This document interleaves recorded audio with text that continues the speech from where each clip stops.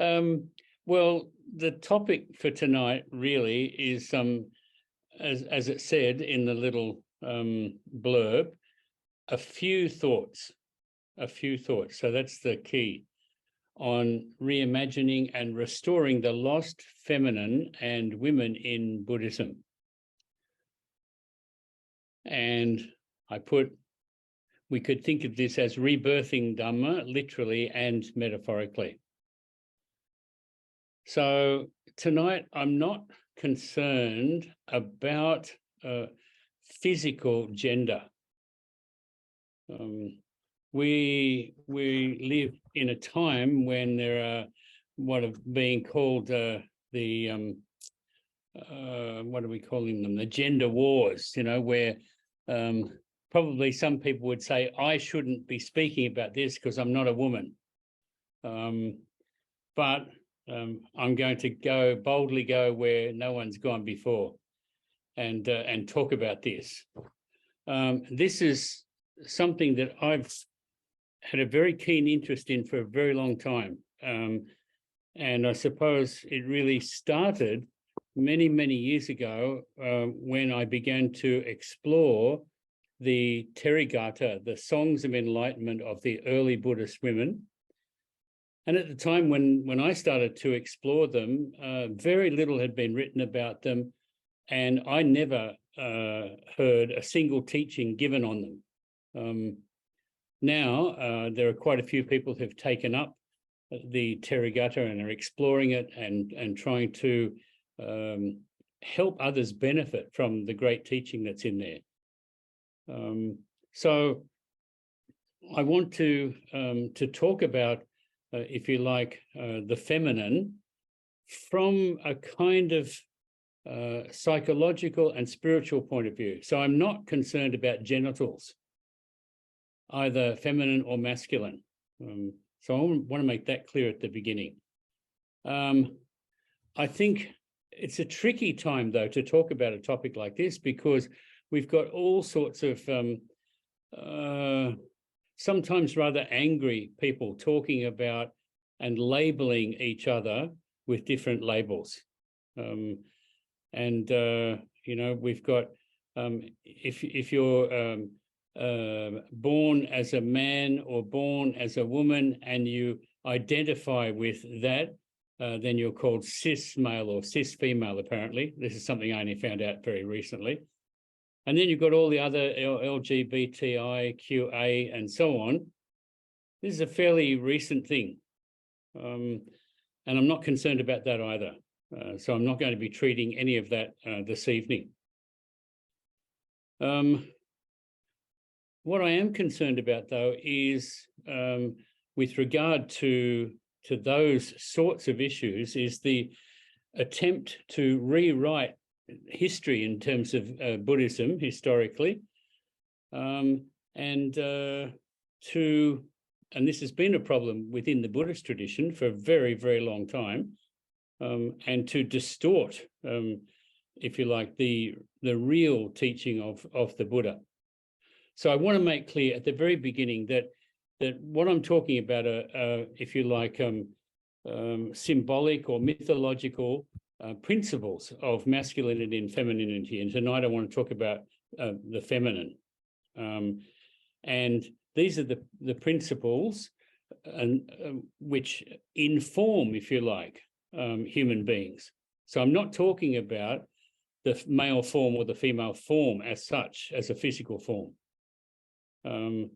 So when I talk about the feminine tonight, that's what I'm talking about. I'm not talking about female as opposed to male.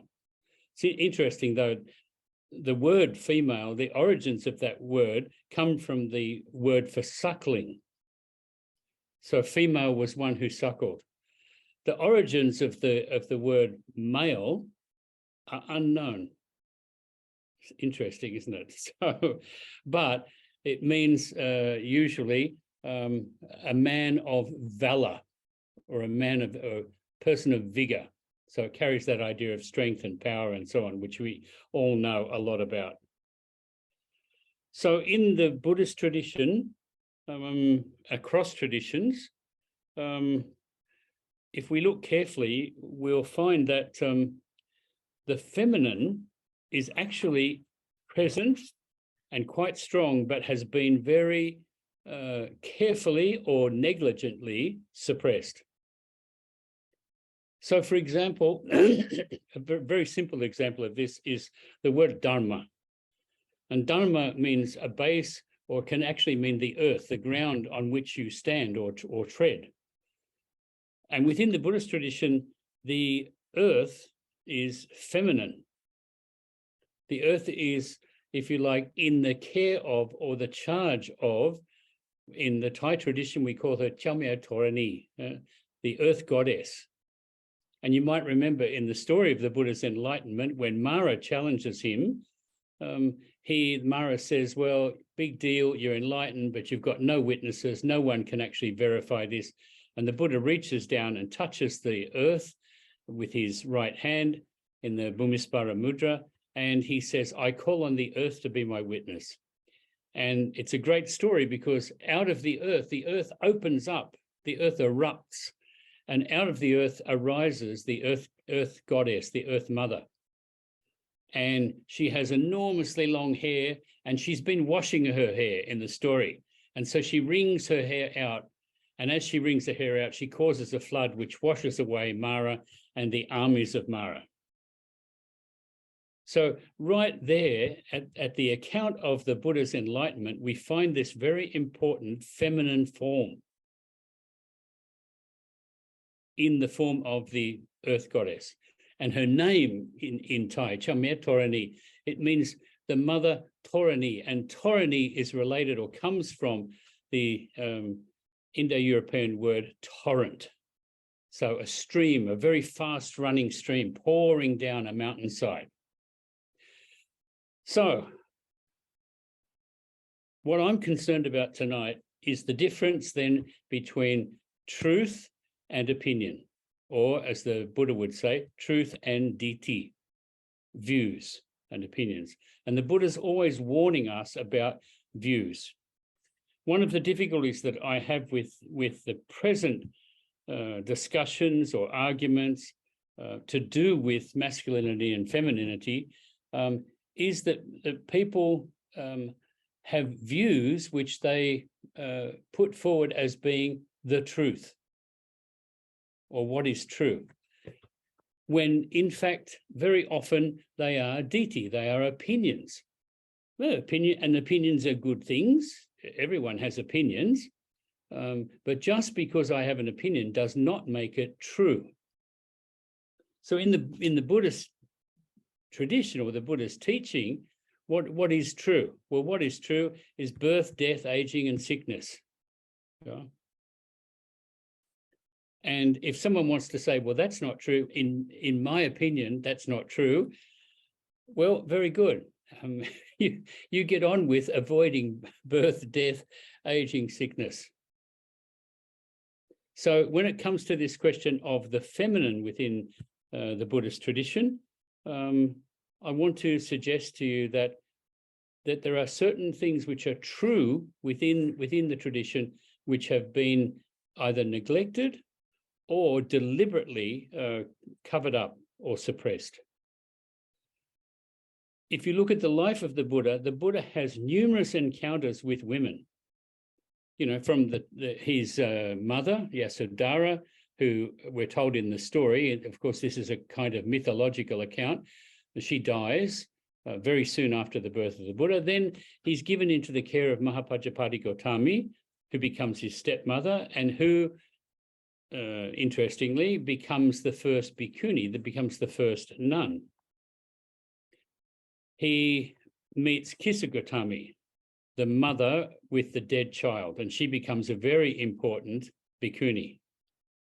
He meets Sujata, the girl who, when he is striving for enlightenment and he becomes so thin and so weak and so frail, that when she sees him, she thinks he's actually some kind of spirit or ghost.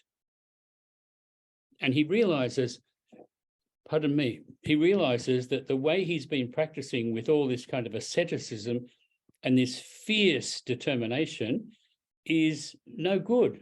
It's not achieving what he hopes to achieve. Overcoming suffering, finding a way to the end of suffering. And so she offers to him a bowl of a kind of rice. I suppose we'd call it maybe a rice milk, a rice gruel. It's pretty thin. And he takes it and he drinks it. And of course, in accepting the gift from Sujata, he's laying the ground for people soon after this to criticize him, saying, oh, well, he gave up the asceticism. He had a drink of this rice water, and so therefore, we can't take him seriously.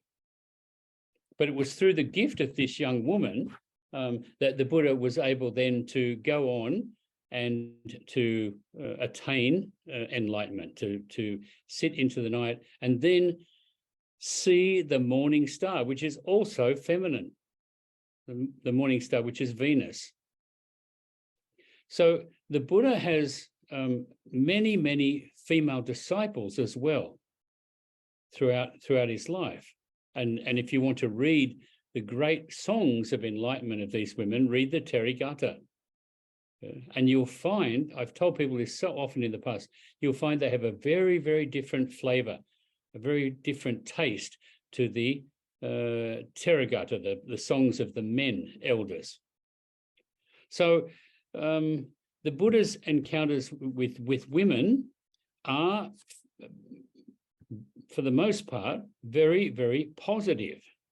And he has relations with lay women. You think of Ambapali, the beautiful woman who was famous for her beauty and her good looks, and who comes to see the Buddha and invites him to come himself and to bring some of the monks to have a meal at her place. And she's criticized then by the Lichavis, they're really the young hoons who ride around in their fancy chariots and paint themselves different colors, blue and yellow. And, I suppose these days they'd be covered in tattoos.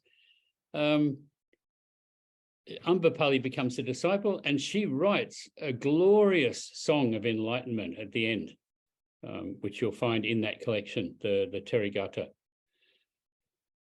The importance of the feminine in the form of the female Sangha or bhikkhunis can be seen in very early times in Buddhist history.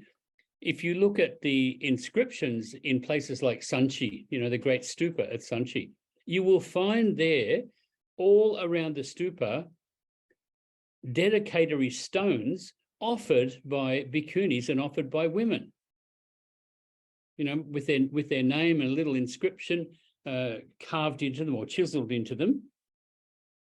And yet we're told, oh, the order of bhikkhunis disappeared. Why did it disappear? Oh, we don't know. That's what we're told. We don't know. Well, I'd suggest to you that they disappeared because they were largely ignored and suppressed. By who? By the monks, of course. By the masculine, if you like. But in this early period, we find women popping up all over the place. There's a wonderful story of Ananda. The Buddha sent Ananda on a journey. I can't remember where it was to now, but Ananda goes on this journey and he needs a drink of water. And so he goes to this well, which is near a village, and there, sitting by the side of the well, is a lady or young woman called Pakati. And he says to her, could I have some water to drink? And she says to him, oh, look, I'm far too humble for you to be asking me for water. And also, I'm low caste and you're a Brahmin. So you shouldn't have anything to do with me, and you shouldn't, I shouldn't touch you or have contact with you. And interestingly, Ananda says, I didn't ask you what your caste was. I asked you for a drink of water. So just in that one simple encounter, Ananda showed that this whole question of caste and coming into contact with women is something that needs to be completely changed. She then gives him the water. She's so amazed that he would behave in this way. She gives him the water, and then she asks him to give her some kind of instruction, who is his teacher? And he tells her it's the Buddha. And she says, well, I want to go and meet him and I want to follow him. And she does. So in that little story with Ananda, we see a much more positive approach taken by Ananda. Interestingly, there is a great story in the Jatakas about Ananda when he was reborn as a woman. And he was reborn as a princess. And Ananda is supposed to be telling the story. And the princess, her father, the king, he really, if you like, listens to the words of some rishi, a sage, who convinces him that after death there's nothing. So this sage is an annihilationist, and these are the two things, of course, that the Buddha rejects: annihilationism and eternalism, the idea that I go on and on and on forever. So the princess, her father, follows the teaching of this sage and decides, well, if there's nothing after death, I'm just going to really live it up. I'm the king, so I can just party all the time.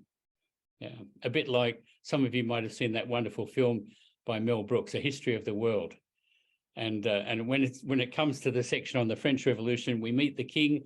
The king keeps saying, it's good to be king, as he misbehaves and treats people really badly. So this princess's father did this. And she then, and this is, of course, Ananda, as the princess, she then says to the father, look, I think you need to know that I can remember 7 previous births that I've had, and then tells the story of these births to the father. And then she says to the father, and I know I can see ahead of me 7 rebirths to come. And this, if you like, shakes the father up, gives him a little bit of a shock and brings him back to himself. So there's a touch of King Lear in this, when Cordelia goes to Lear and tells him the truth, and he doesn't want to hear it. So this is another story in which Ananda actually appears as a woman. But this is a story you don't hear. Just as you hardly ever hear anyone talking about Ananda and the woman at the well. Very interestingly, as an aside, those of you that are familiar with the Christian scriptures will remember that in the Gospel of John, Jesus meets a Samaritan woman at the well, and he asks her for a drink of water. And her reply to him, it's a strange kind of coincidence, her reply to him is, I'm a Samaritan. How can you possibly be talking to me? You're a good Jew. Jesus says something like, yes, but I asked you for a drink of water, and she says, oh, I'll have to go home and ask someone. And he says, well, yeah, and which person are you going to ask? She says, I'm going to ask my husband. And he says, which husband? Because you've had 5 or 4 or something. This gives her a real shake up, and she gives him the water, and and becomes kind of much more attentive to what he has to say. So it's funny how you've got these 2 stories with a woman at the well who considers herself, considers herself sort of below the person that she's talking to. So these elements that we encounter in these early stories and in the early history of Buddhism are very important, because they suggest that within the early experience of the teaching of the Buddha, we have a different way of approaching this question of the feminine. I should say again, of course, that when I say feminine, I don't mean that the feminine is exclusive to the female gender. because the whole point of the teaching of the Buddha is that masculine and feminine have to be balanced in the one person. So whether you're male or female, you need those qualities, those feminine qualities, those masculine qualities within yourself to be, if you like, a full human being, to be completely balanced. So it doesn't mean it doesn't mean if you're a man, you have to, to have feminine qualities, you have to dress as a woman. Or if you're a woman, to have masculine qualities, you have to dress as a man. It's got nothing to do with those things. It's bringing the two things together, which are normally, if you like, held apart. And that holding apart, that dichotomy, is enforced socially. And very often we get those things confused. We confuse the literal male and female in terms of the form of the person, the physical form of the person, with those qualities. So I'd like to tell you a little bit now about a practice that actually comes from the Tibetan tradition, a practice called the Vajrayogini. And this is a sadhana. This is a practice that's given to students. And Vajrayogini is held to symbolize or embody the feminine principle within the Dhamma. And the idea is that the person practices, and they practice using particular prayers and petitions, but also practicing visualization within their meditation. And they see themselves in the form of Vajrayogini. So whether you're a man or a woman, that's the way that you practice. And there are other practices, of course, for the, if you like, the masculine. But we're concerned tonight about the feminine. And Vajrayogini, of course, has both benign and some wrathful aspects as well. But the idea is to practice in such a way that you produce a real balance in yourself, and also that you begin to understand that balance in the world outside yourself. The practice is not given, you don't rock up to some Tibetan teacher and get this practice because you want it, but you have to spend time with the teacher. Some of you might remember Tralig Rinpoche, who is Karma Kagyu, and he used to say to me, "Oh, Tejadhammo, people come in here and they want me to teach them some really esoteric practice, and they want me to teach them in 5 minutes. And I say to them, you go away and do some other study first, do these practices and so on, and then I might think about it." And usually they go storming out and just leave him sitting there or standing there. So this practice, this Vajrayogini practice, is given after a lot of thought on the part of the teacher, whoever's transmitting it, and also a lot of input on the part of the person who wants to undertake the practice. So can we talk about masculine and feminine, or feminine and masculine as principles? Well, I think we can within our own experience, and certainly in the teaching of the Buddha, we find it there. Is there masculine and feminine, or feminine and masculine principles within the world itself? Well, I think we at least impute those things. We talk about certain things within the world as feminine or masculine. In the Buddhist tradition, this goes even further, because we talk about space and emptiness, form, and we attribute to those the feminine or the masculine principle. Now, in psychology, and I'm no psychologist, I know there's a lot of written and a lot of talk about this question. And I know in Jungian psychology, again, about which I know very little, but Jung was certainly very interested in the idea of the feminine. I don't know that too many others were or are. Western feminism, I think, though, in this regard, in terms of the feminine, very often misses the mark, and it tends to become, strangely, like a religion. And like most religions, it sets itself up in opposition to something else. So very often in Western feminism, I think you encounter a kind of antagonism towards the other.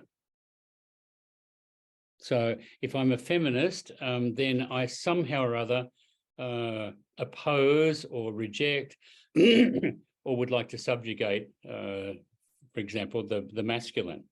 And even poor old Germaine Greer got herself or gets herself into trouble regularly these days from other people who call themselves feminists. So it seems to me that psychology, that feminism in its many forms, don't really answer the question in the same way that the Buddha or the teaching of the Buddha, the Dhamma, can.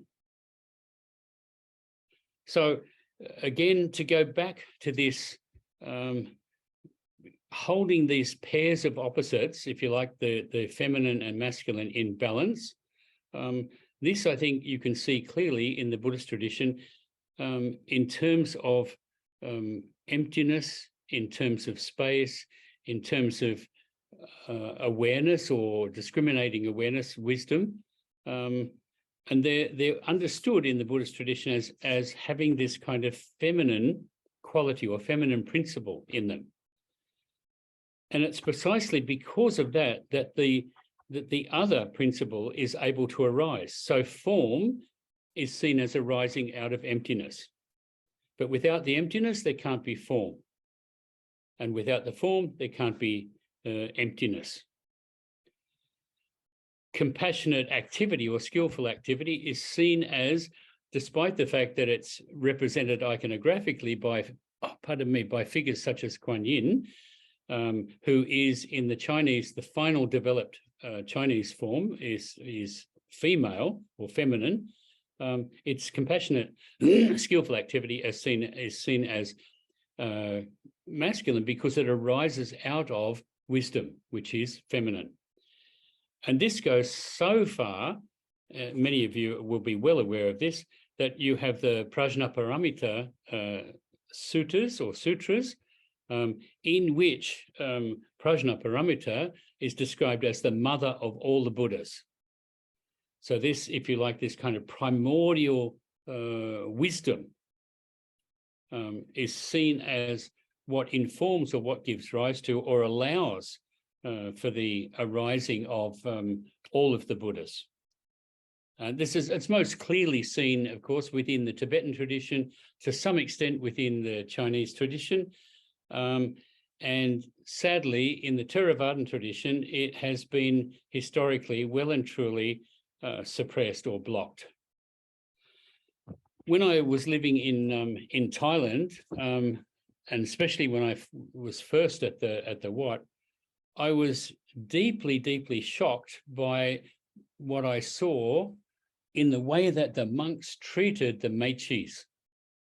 Now, mechis, you'll know, are, if you like, dedicated women, or we'd use the word in the West, consecrated women, who choose to follow the path of the Buddha, but they are not given an ordination as such. And they usually wear white. I think in Burma they wear a kind of pink, but in Thailand they wear a white color.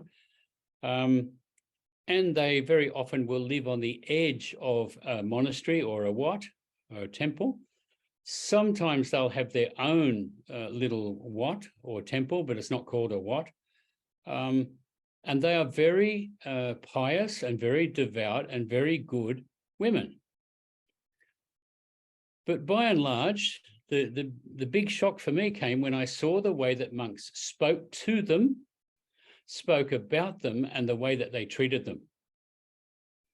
They treated them, for the most part, more dismissively than they did lay women who came to the monastery. It was as though they weren't really to be taken seriously, you know. They wanted to sort of pretend to be nuns.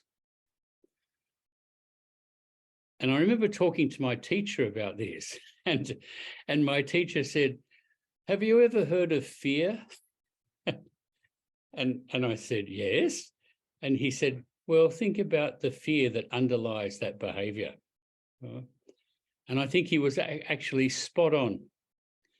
And I think fear is what underlies a lot of behavior towards women, because the masculine is supposed to be strong, is supposed to be powerful, and so on.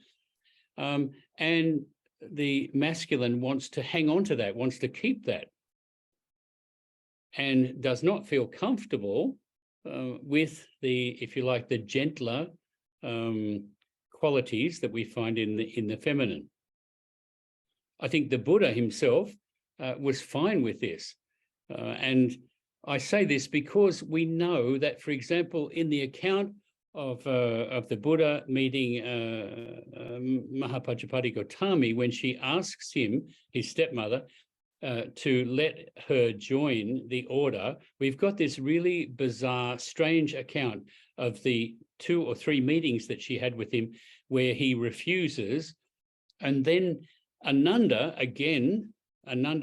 who is a monk who has very strong feminine qualities. You can see the kind of the feminine principle within Ananda. He says to the Buddha, "Well, can women become enlightened?" There's the crucial question: can women become enlightened? And the Buddha says, "Well, yes, of course."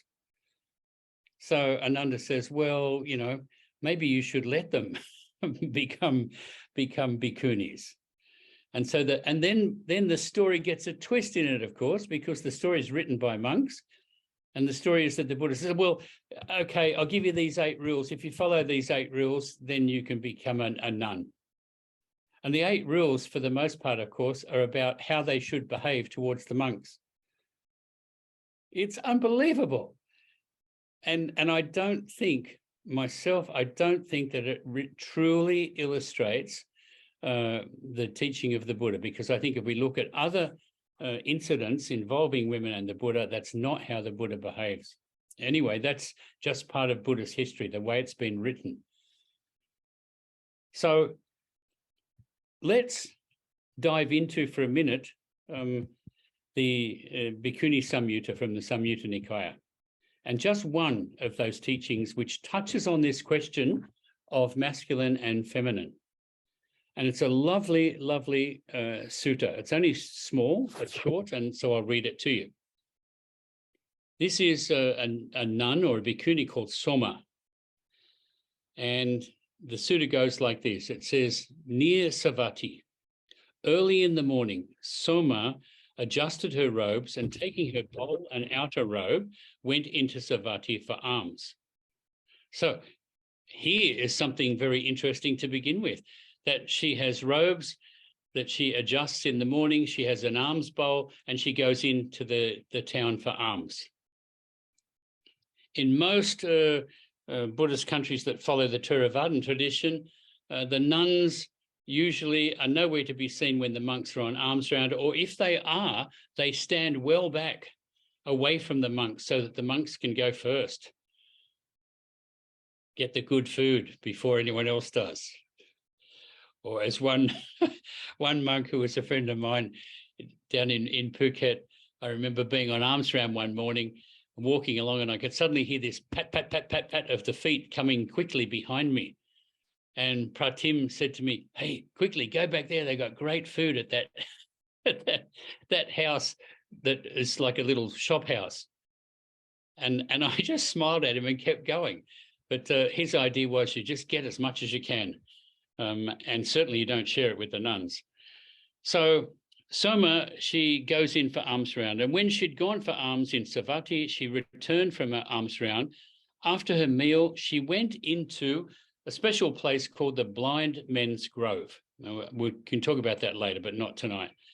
Having gone deep into the grove, she sat down at the foot of the tree to do her day's practice, her day's meditation. And then we're told in these wonderful stories. Then Mara, the evil one, you know, the careless one, the negligent one, wanting to arouse, and here's the key, arouse fear, arouse horripilation. Wonderful, wonderful word. It means that all the hairs on your body stand up. You know, horripilation. It appears very often in the suttas. And terror in her, wanting to make her fall away from her practice, approached her and addressed her in verse. So this is Mara's song to her. That which is to be attained or achieved by seers, by ones who know. That place which is so very hard to reach, women can't, with their two-fingered wisdom, get there. So this is a real put down from Mara. Two-fingered wisdom, I've told some of you before, two-fingered wisdom was an expression used to describe the way women tested to see if the rice was cooked by squeezing the grains in the pot with their two fingers, the thumb and the first finger.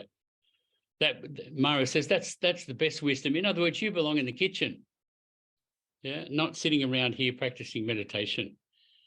And then Soma asks herself, now, who has recited this verse? In other words, who is this who's talking? Is it a human being or a non-human being? Is it a human being or a non-human being? It's a very interesting question. And then the sutta goes on, it occurred to her, oh, this must be Mara, the evil one, who has recited this verse, wanting to arouse fear, horripilation, and terror in me, wanting me to fall away from my practice. Now, that little passage there bears a lot of contemplation. What does she actually mean by, is it a human being or a non-human being? Oh, no, she says it's Mara. Yeah? But of course, Mara is a kind of mythic figure. Anyway, having understood that it is Mara, she then replies to him in verse. So she sings a little song back to him. And this is a real beauty. He's done a real put down of her. You've just got two-fingered wisdom. Forget about all this fancy stuff. Get back to the kitchen. Yeah. She says, what difference does being a woman make when the mind is well-centered or well-trained, well-focused? When knowing is progressing, knowing is moving forward, yeah? Seeing clearly, seeing rightly into the Dhamma. She continues, anyone who thinks I am a woman, I am a man, or I am anything at all, that's who Mara is fit to talk to. So that's her rejoinder. That's her reply to Mara.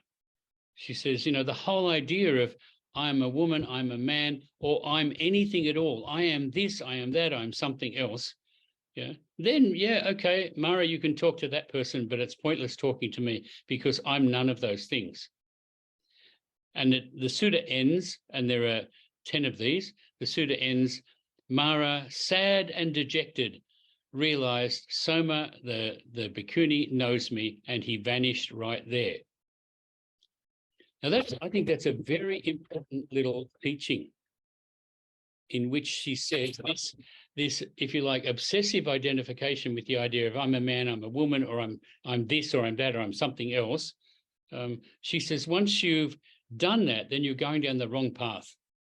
You've fallen into the trap of Mara, because then you have to protect and defend that. You have to sort of, if you like, stop others from attacking you. And today, I don't know, maybe I'm just old-fashioned, but I think there's so much attacking going on between groups of people. You know, I'm this, I'm that, I'm something else. And unfortunately, the Buddhists, they're not automatically excluded from that. So I'd like to give you another little song from the Therigatha as well. And this is a nun called Mittakali. And she said, and this is interesting because I think we can all identify with this, going forth out of conviction from home into homelessness, I wandered from this place to that, but I was still greedy for tribute and gains. So she's still looking for things that she can get for herself. Missing out on the foremost goal. The Buddha says the goal of all practice, of course, is nibbana, and he says you should have the goal before you, right? Not cling to the goal, but have it before you so that it leads you on. I pursued a lowly goal under the sway of various defilements and elements. I didn't awaken to the goal of the contemplative life. Then finally, sitting in my little dwelling, I suddenly came to my senses and realized I'm following a miserable path. I'm still under the sway of craving or grasping. Next to nothing, my life crushed by aging and illness.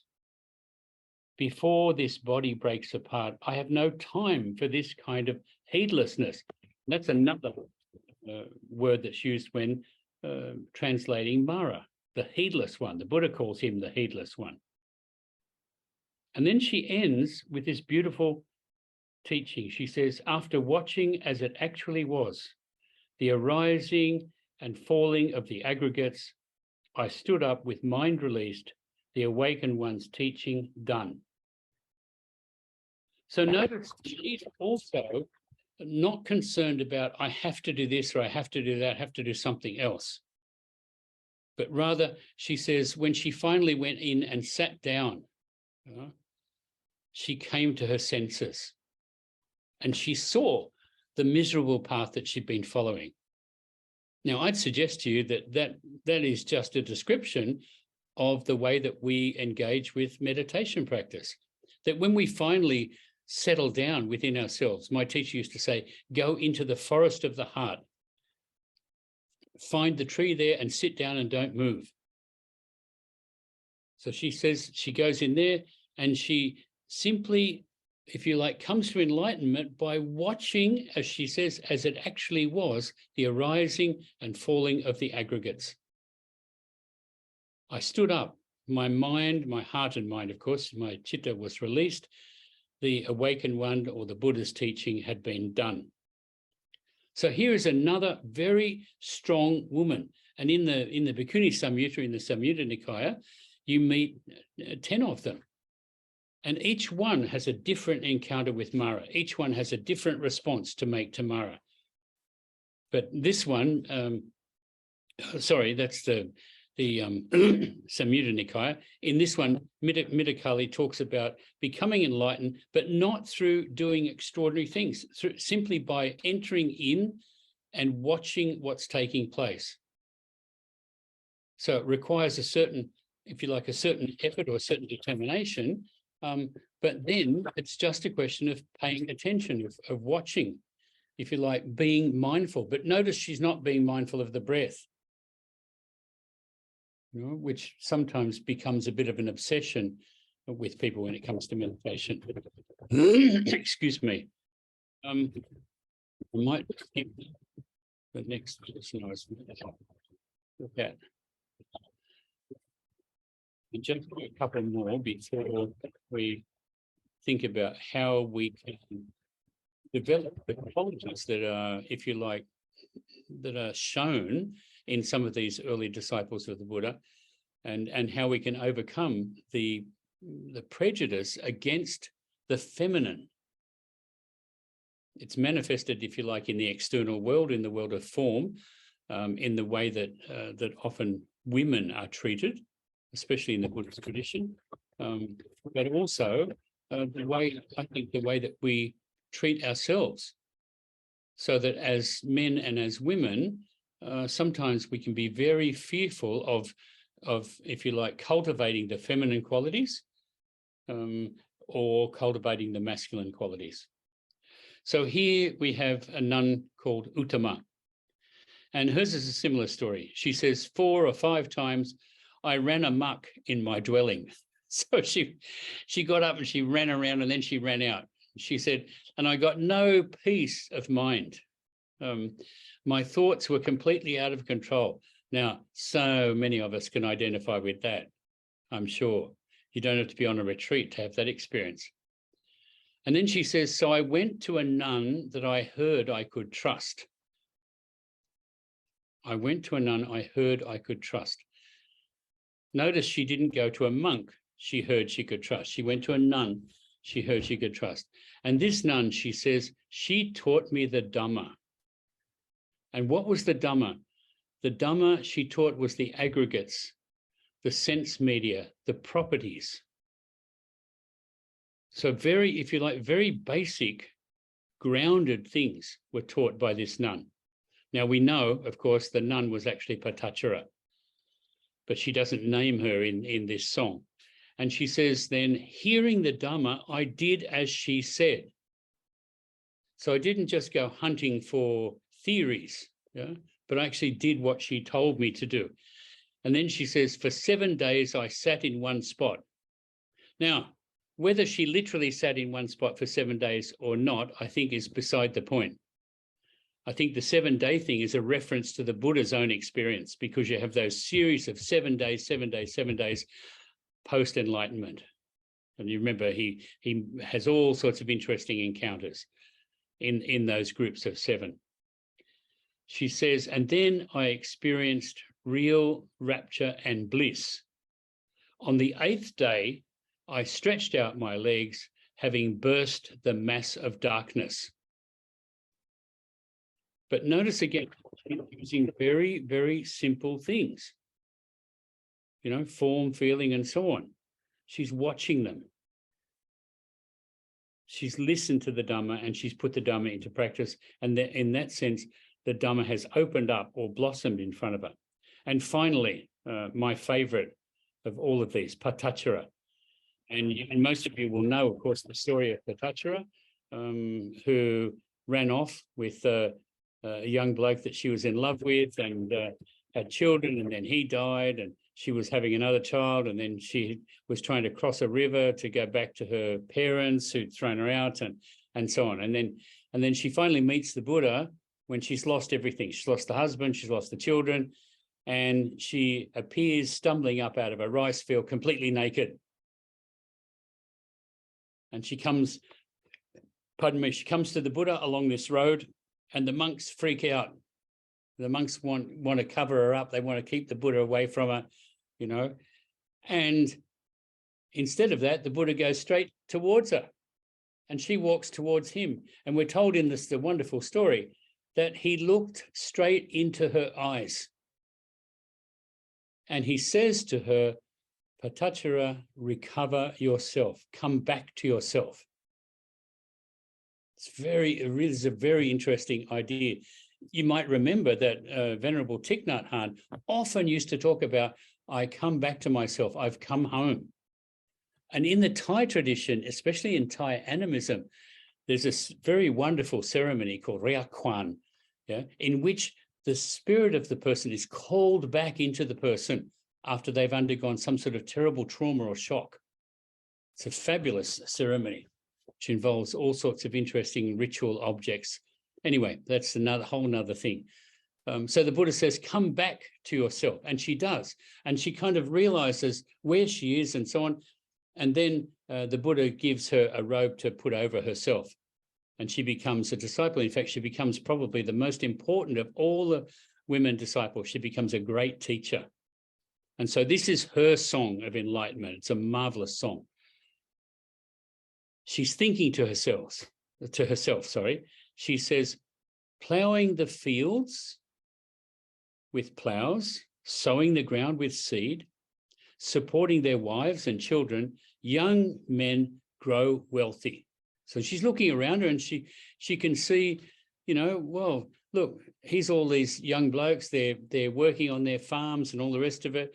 They've got their wives and their children they're supporting, and they become wealthy. They prosper in this. And she says, so why is it that I, who in this song, in this translation, it says, I'm consummate in virtue. That is, she's developed virtue. She's been following the teaching. And she says, I've done the teacher's bidding. So I've followed the Buddha's teaching. She says, why don't I become free? Why don't I attain enlightenment? Why don't I attain Cetta Vimutti? And she goes on, she says, I'm not lazy and I'm not proud. And I'm sure, this has been the experience of many people who can share the feelings of Patachara. But then comes the really crucial bit.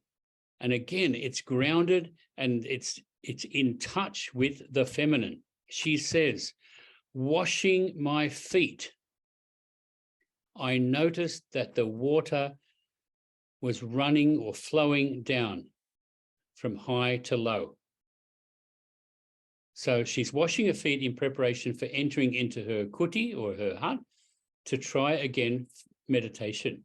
And she pours the water, which is always feminine. The water certainly in the Theravadan tradition is controlled by the Nagas, but the water itself is seen as being feminine. Interesting that it's used for blessing as well. So she says, I just watched the water. That's all. Surely there's nothing, there's nothing fancy about just watching water. You pour over your feet and it runs down the hill. But she's really watching it. She's being attentive to it. And of course, she's seeing, if you like, movement, and she's seeing impermanence, if you like, flowing down the hill, but also flowing through her. And she says, my heart was composed like a thoroughbred horse. So it was my heart was if you like, trained or focused like a thoroughbred horse. So then I took a little lamp and I entered my hut. I checked the bedding, which of course is on the floor. So it would have been pretty thin. In Thailand, as many people in Thailand, Malaysia, and so on, sleep on just a straw mat. She said, I checked the bedding. So she checks the foundation of her practice.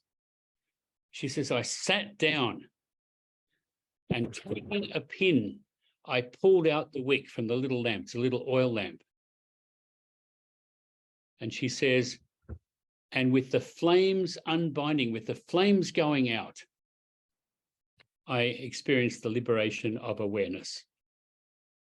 So simple things, not complicated theories about practice, but simple things, sticking with just the ordinary things, but bringing the whole, if you like, body, heart, and mind to them.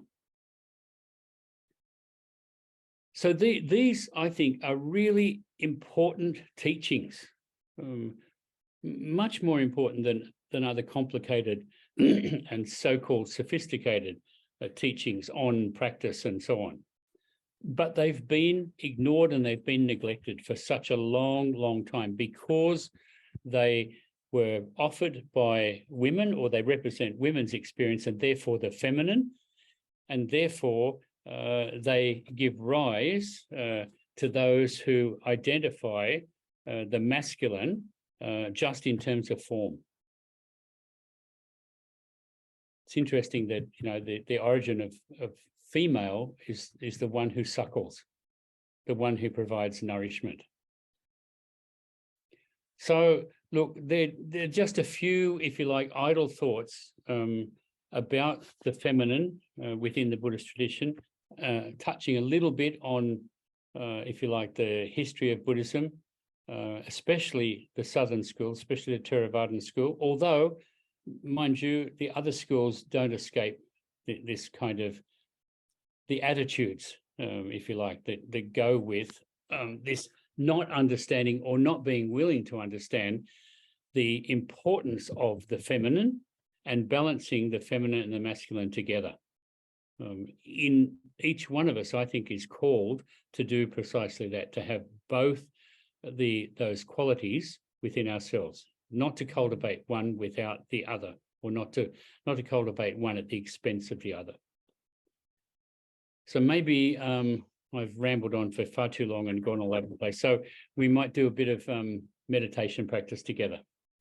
So if you want to do a quick stretch or something, I'll just do a bit of rocking around on the chair, and we'll do a little bit of practice, and then you might like to share together before we actually finish.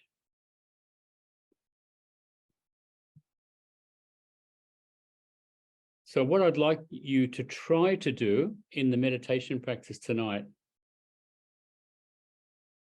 is to try to, when you enter into your practice, is to try to find or come into contact with the feminine within yourself, regardless of whether you're a man or a woman.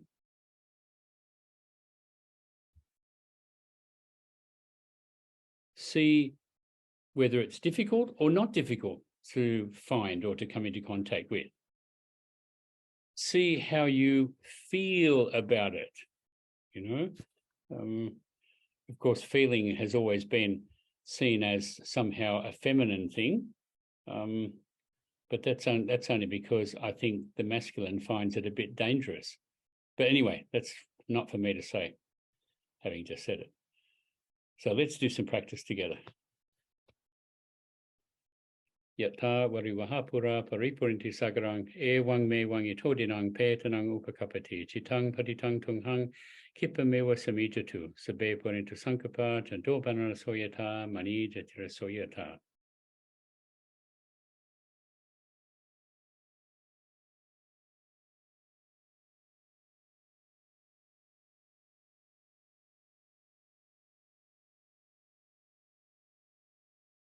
So just trying like Patachara, like Kisugotami, like Uttama, to enter into the heart of the heart and the mind, and just sitting down, just settling.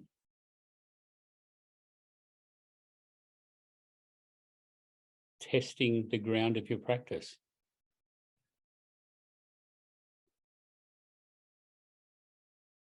If the breath helps you to settle, then use the breath. If scanning the body helps you to settle, then scan the body. If shikantaza helps you, then practice shikantaza. But all only for a few minutes until you can get some settling. Till you can begin to get some spaciousness, some openness.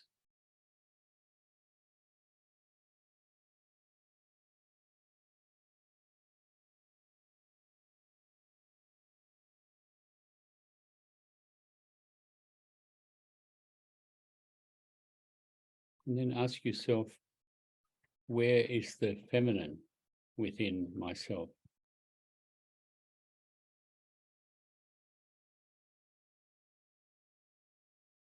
Can I find the feminine principle within myself? And perhaps how do I feel about it?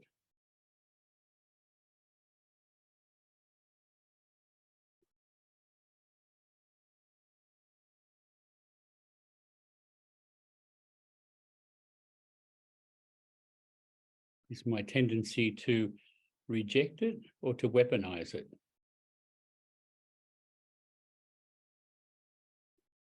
Can I hold it in balance?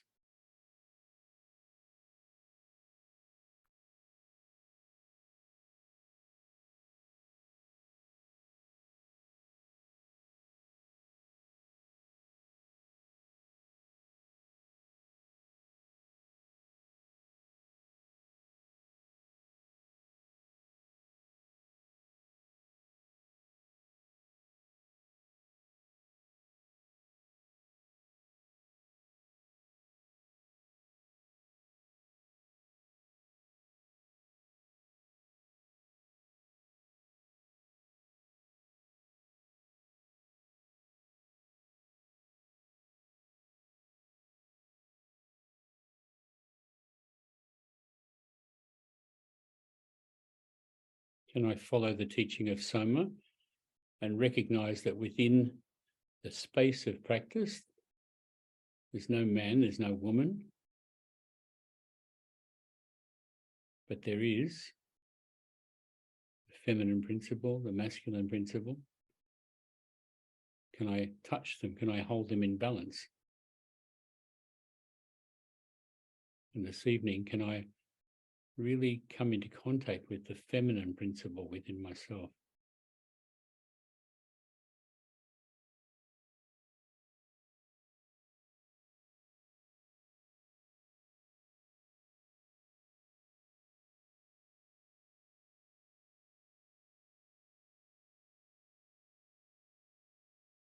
If it helps you, you can use words that you associate with the feminine principle.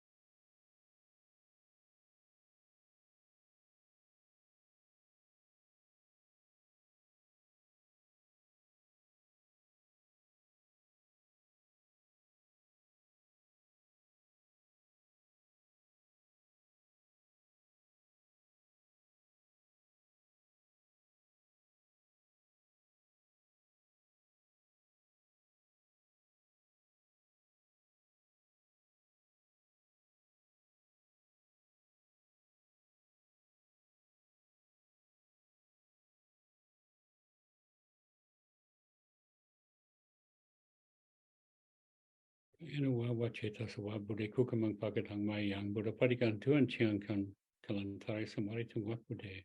Kayana wa wacheta sawa dami kukamang pagatang mayang Dhamma padikan tuan chiang tang kalantari samari tungwak dami.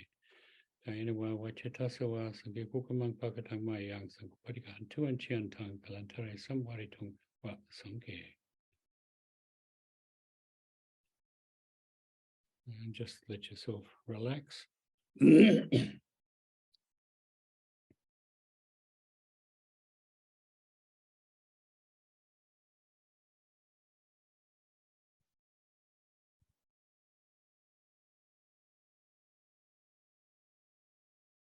So these properties, feminine and masculine, if you like, they needs to be co-equal. They need to be balanced.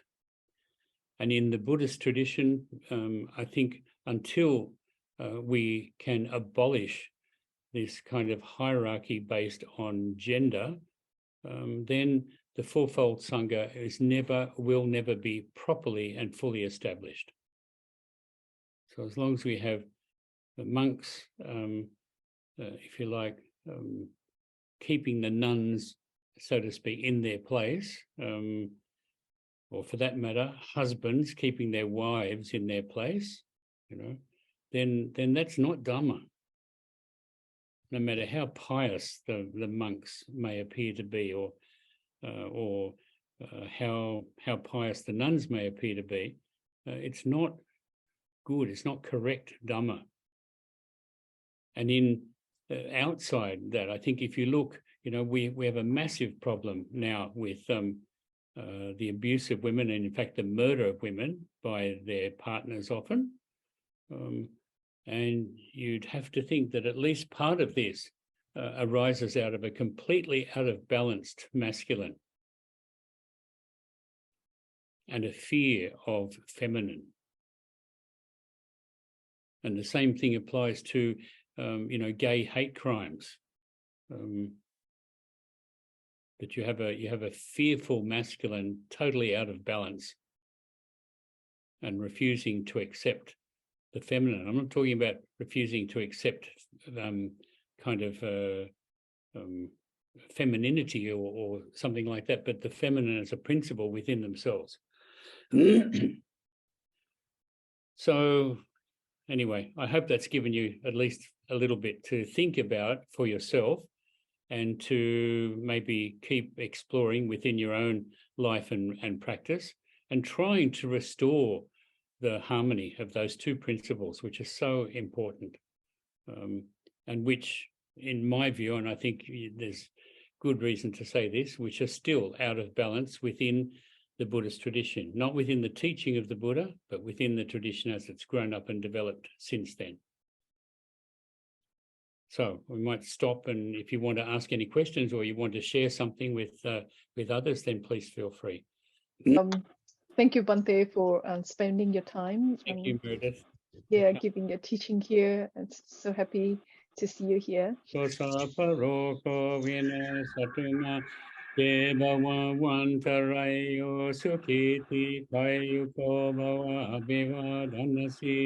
Isani chang hutang pachai hinoja taro chamma vatan di ayuano sutang palam.